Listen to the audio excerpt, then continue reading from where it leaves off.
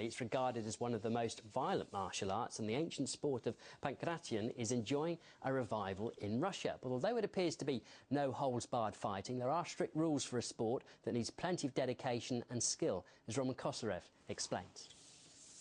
These fighters behind me are the true followers of pankration, an ancient Greek martial art which used to be a part of the Olympic Games back in the day of Alexander the Great.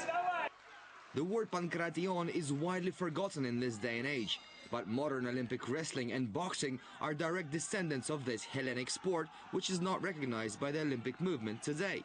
Some argue that pankration is the closest to a no-rules, all-out combat competition. In short, the fighters here are truly universal martial artists. Pankration is an all-encompassing martial art. Young people choose this sport because it really does have a bit of everything. Plus, it's very athletic and dynamic. Combat Sambo is probably the closest discipline to pankration, but as separate federations, we are obviously following different routes.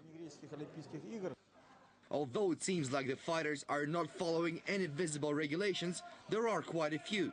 First of all, the opponents are not allowed to hit in the neck, joint or spinal cord areas.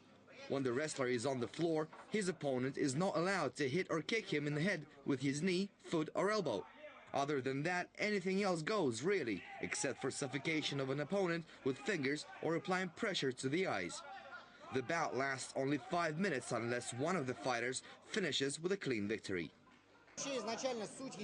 The philosophy on pankration is to end the bout with a clean victory. That means to get your opponent into a state where he can no longer continue the fight.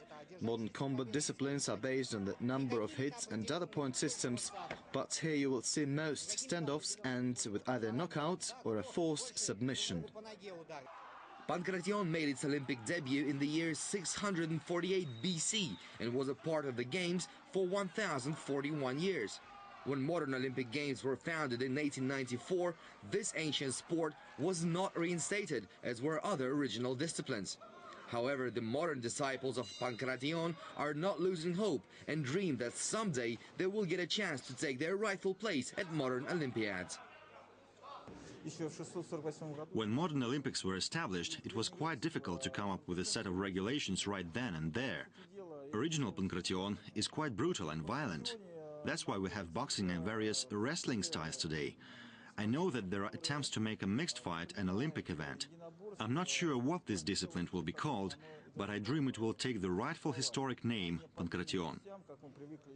There are numerous pankration federations around the globe, and they are united in pursuing similar goals. In Russia, it's mostly about giving young people an opportunity to lead a healthy way of life and stay out of trouble. Of course, it's also about promoting this fighting style to the masses and eventually earn the right to participate at the Olympic Games.